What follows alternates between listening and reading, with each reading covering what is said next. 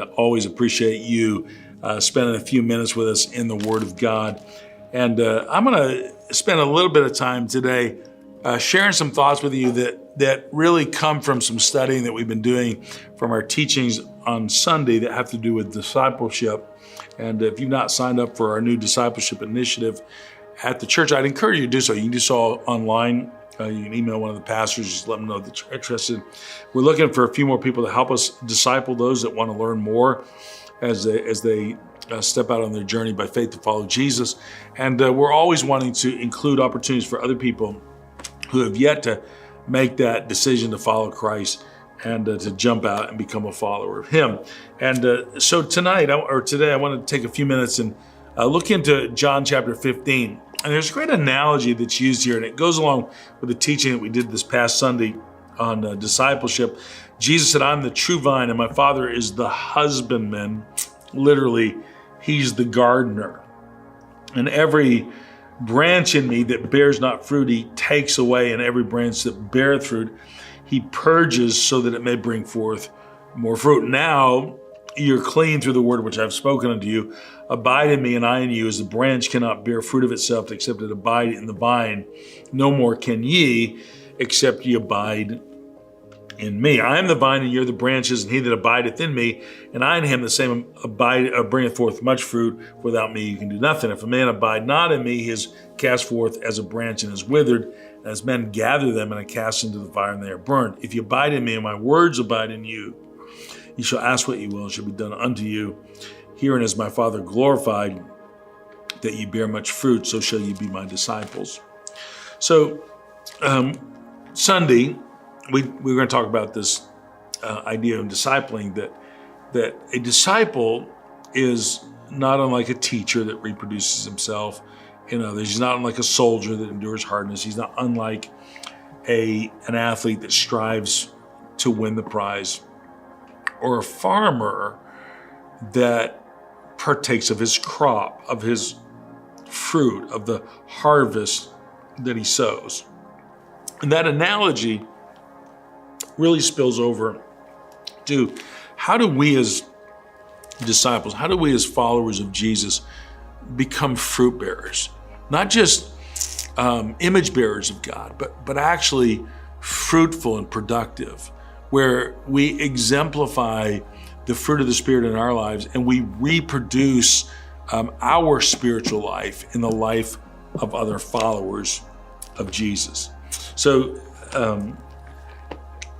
at our house, my wife she's a gardener. She really has a green thumb. She has plants. We're forever making a little trip to a garden store or to Lowe's or Home Depot, and we when I say we, she changes the flowers out in the flower pots in the front, and she likes colors that match the seasons, and in the spring it's the pastel colors, and in the summers it's the bright colors, and in the fall it's the foliage and fall colors, and she's always thinking about how do I make the house and the yard and the porch look more beautiful.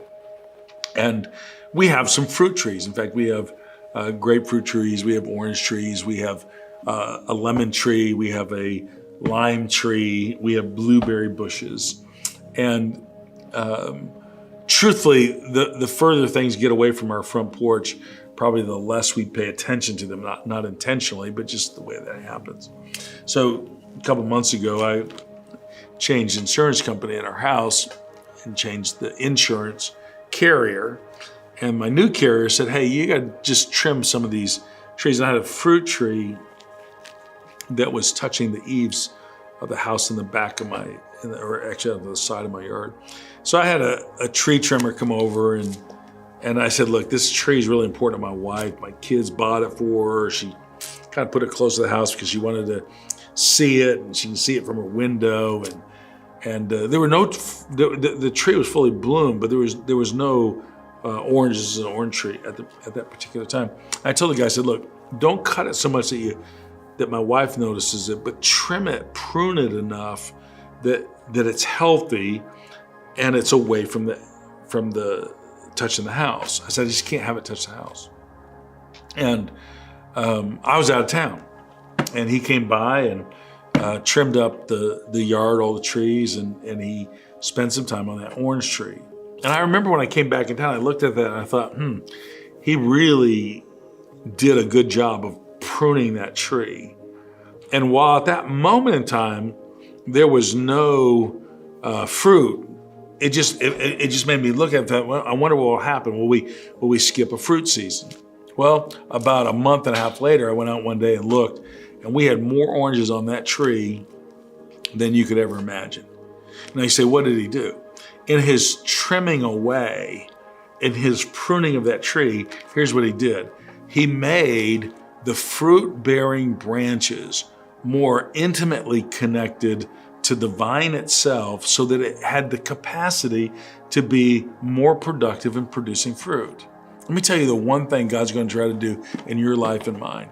He's always looking for places where he can prune, where he can trim, where he can shape, where he can take your life and put it more intimately connected to him so that you can be a fruit bearer.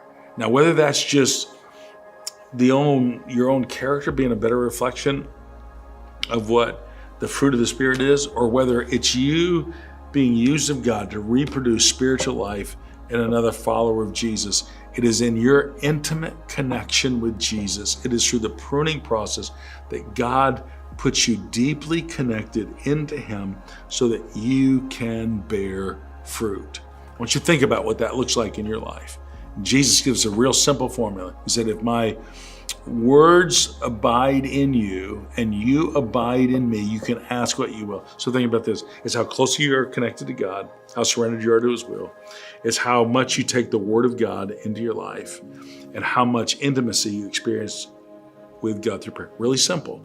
But if you do those things, you'll see God have a great impact on your life and the fruit that you produce. God bless you for joining us today. And I trust that God works in your heart in a great way. Have a great day.